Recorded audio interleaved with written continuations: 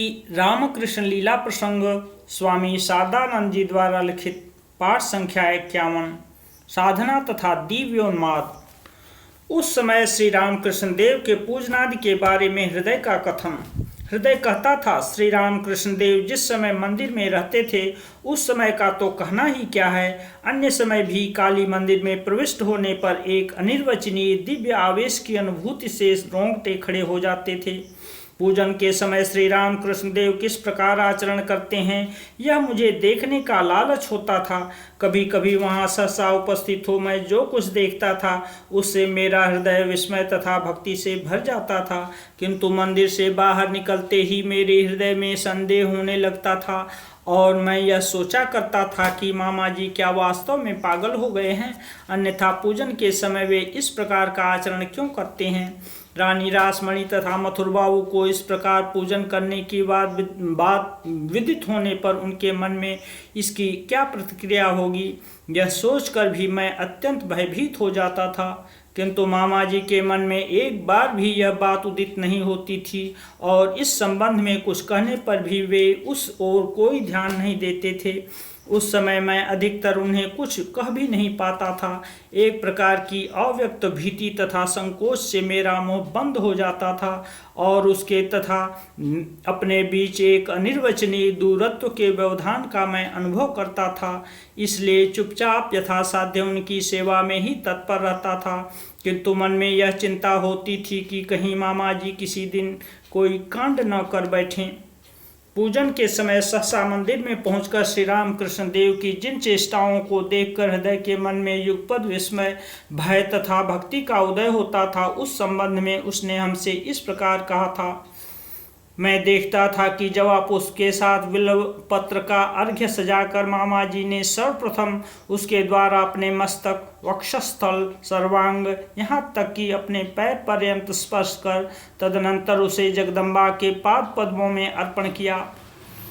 मैं देखा करता था कि शराब के नशे में मस्त व्यक्ति की तरह उनका वक्षस्थल तथा नेत्र आरक्त हो उठे हैं और उस हालत में हिलते डुलते हुए पूजन के आसन को त्याग कर सिंहासन पर आरूढ़ हो वे अत्यंत स्नेहपूर्वक जगदम्बा की ठोड़ी को स्पर्श कर प्यार, गान, परिहास अथवा बातचीत कर रहे हैं, अथवा श्री मूर्ति के हाथ पकड़कर उन्होंने नृत्य करना ही प्रारंभ कर दिया। मैं देखता था कि श्री जगदम्बा को अन्नादि का भोग लगाकर एकाएक वे खड़े हो गए तथा थाली के से एक ग्रास व्यंजन लेकर शीघ्रता के साथ सिंहासन पर चढ़कर माँ के मुंह में उसे स्पर्श कराकर कहने लगे, ले माँ भोजन कर, अच्छी तरह से भोजन कर। बाद में कभी वे यह कह उठे, मैं भोजन करूं, अच्छा कर रहा हूं। यह कहकर उसका कुछ अंश स्वयं ग्रहण करने के पश्चात बाकी अंश पुनः माँ के मुंह में देकर कहने लगे, मैंने तो खा लिया है, अब तू भोजन कर ले। एक दिन मैंने देखा कि भोग लगाते समय काली मंदिर में एक बिल्ली को म्याऊं म्याऊं करती हुई देखकर माँ भोजन करेंगी, माँ भोजन करेंगी, यह कहते हुए मामा जी भोग का अन्न उसे ही खिलाने लगे। मैं देखता था कि एक दिन रात में जगन माता को शयन कराकर मुझे अपने पास सोने के लिए कह रही हैं, अच्छा सो रहा हूँ। यह कहते मामा जी जगन माता के चांदी के पलंग पर कुछ देर तक सो रहे। मैं यह भी देखता था कि पूजन के निमित्त बैठकर वे इस प्रकार तन्मयता के साथ ध्यान में निमग्न हो गए हैं कि बहुत देर तक उनकी बाह्य चेतना एकदम विलुप्त हो गई। प्रातःकाल उठकर माँ काली की माला बनाने के लिए मामा जी प्रतिदिन पुष्प चयन करते थे। मैं देखता था कि उस समय भी वे किसी से वार्तालाप कर रहे हैं, हंस रहे हैं, आदर अनुरोध तथा कौतुक परिहास आदि कर रहे हैं। पुनः मैं यह देखता था कि रात में मामा जी बिल्कुल नहीं सोते। जब मेरी नींद खुलती थी तभी मैं यह देखा करता था कि मामा जी उसी प्रकार भावाविष्ट होकर बातें कर रहे हैं, गा रहे हैं अथवा पंचवटी में जाकर ध्यान में निमग्न हैं। श्री रामकृष्ण देव की रागात्मिका पूजा को देखकर काली मंदिर के खजांची आदि कर्मचारियों की जल्पना तथा मथुर बाबू के समीप समाचार भेजना। हृदय कहता था कि श्री रामकृष्ण देव के इस प्रकार के आचरण को देखकर उनके मन में आशंका होने पर भी किसी दूसरे से उस संबंध में कहकर परामर्श लेने का कोई उपाय नहीं था। क्योंकि वह व्यक्ति कदाचित मंदिर के कर्मचारियों में उस बात को और अधिक फैला दे। होते होते शायद वह बात बाबू लोगों के कान तक पहुँचे और उससे शायद मामा जी का कोई अनिष्ट हो जाए। हृदय इसी बात को डरता था, किंतु अब तो जब नित्य प्रति वैसा ही होने लगा तो उसे छिपाना भी कैसे संभव था। कुछ अन्य लोगों ने भी पूजन के समय काली मंदिर में जाकर श्री राम कृष्ण देव के उन आचरणों को स्वयं देखा तथा खजांची आदि कर्मचारियों से शिकायत की।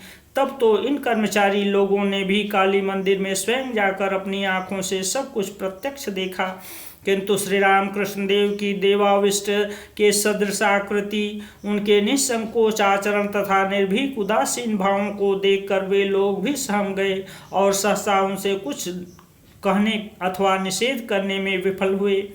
वहां से दफ्तर में लौटकर परामर्श करने के पश्चात उन लोगों ने निश्चय किया कि या तो भट्टाचार्य महोदय पागल हो गए हैं अथवा उन पर किसी भूत प्रेत का आवेश हुआ है, अन्यथा पूजन के समय कोई भी इस प्रकार शास्त्र विरुद्ध मनमाना आचरण नहीं कर सकता। अस्तु, उन लोगों ने ही सोचा कि देवी का पूजन तथा भोग राग आदि कुछ भी नहीं हो रहा है, उन्होंने सब कुछ नष्ट कर दिया है, अतः बाबू लोगों के समीप यह समाचार भेजना नितांत आवश्यक है। मथुर बाबू के निकट समाचार भेजा गया। उत्तर में उन्होंने कहला भेजा कि वे स्वयं शीघ्र ही उपस्थित हो उस संबंध में यथोचित व्यवस्था करेंगे और तब तक भट्टाचार्य महोदय जिस तरह पूजनादि कर रहे हैं वैसे ही करते रहें, उसमें किसी प्रकार की बाधा न पहुंचाई जाए। मथुर बाबू का इस प्रकार का समाचार पाकर सभी लोग अत्यंत व्यग्रता के साथ उनके आगमन की प्रतीक्षा करने लगे। वे सोचने लगे कि बस अब की बार भट्टाचार्य महोदय का पदच्युत होना अनिवार्य है, बाबू आते ही उन्हें हटा देंगे। देवता की सन्निधि में अपराध भला देवता कब तक सहन कर सकते हैं। श्री राम कृष्ण देव का पूजन देखने के निमित्त मथुर बाबू का आगमन तथा उस संबंध में उनकी धारणा। मथुर बाबू किसी को बिना कोई सूचना दिए एक दिन पूजन के समय अचानक काली मंदिर में पहुंच गए और बहुत देर तक श्री राम कृष्ण देव के क्रियाकलापों को देखते रहे, किंतु भाव विह्वल श्री राम कृष्ण देव ने उनकी ओर ध्यान न दिया। पूजन के समय माँ को लेकर प्रतिदिन वे इस प्रकार तन्मय रहते थे कि मंदिर में कौन आ जा रहा है इसका उन्हें कुछ भी ध्यान नहीं रहता था, और यह बात श्री मथुरा मोहन जी को स्वयं प्रत्यक्ष विदित हो गई। तत्पश्चात श्री जगन्माता के समीप बालक की भांति उनके सप्रेम आग्रह अनुरोधादि को देखकर वे समझ गए कि ये प्रगाढ़ प्रेमा भक्ति जनित आचरण हैं। वे अपने मन में यह सोचने लगे, इस प्रकार निष्कपट भक्ति विश्वास के द्वारा यदि माँ की प्राप्ति न हो तो और किस तरह उनका दर्शन मिल सकता है। पूजन करते हुए भट्टाचार्य महोदय का कभी निर्वच्छिन्न अश्रु प्रवाह, कभी स्वाभाविक उद्दाम उल्लास और कभी कभी जड़ जैसी अचेतनता एवं निश्चल भाव तथा बाह्य विषयों में पूर्णतया ध्यान शून्यता, यह सब देखकर उनका हृदय अपूर्व आनंद से गदगद हो उठा। वे यह अनुभव करने लगे कि दैवी प्रकाश से मंदिर वास्तव में समुद्भासित हो उठा है। उनको यह दृढ़ निश्चय हो गया कि भट्टाचार्य महोदय जगन्माता की कृपा को प्राप्त कर कृतार्थ हुए हैं। तदनंतर भक्ति पुनीत हृदय से एवं अश्रुपूर्ण नेत्रों से श्री जगन्माता तथा उनके अपूर्व पुजारी को दूर से ही बारंबार प्रणाम करते हुए वे कहने लगे, इतने दिनों बाद देवी की प्रतिष्ठा सफल हुई। अब श्री जगन्माता सचमुच यहाँ आविर्भूत हुई हैं और उनका पूजन भी ठीक ठीक संपन्न हो रहा है। कर्मचारियों में से किसी को भी कुछ न कहकर वे उस दिन घर लौट गए। दूसरे दिन मंदिर के प्रधान कर्मचारी को उनका यह निर्देश मिला, भट्टाचार्य महोदय चाहे जिस प्रकार से भी पूजन क्यों न करें, उनके कार्य में किसी प्रकार की बाधा न पहुँचाई जाए।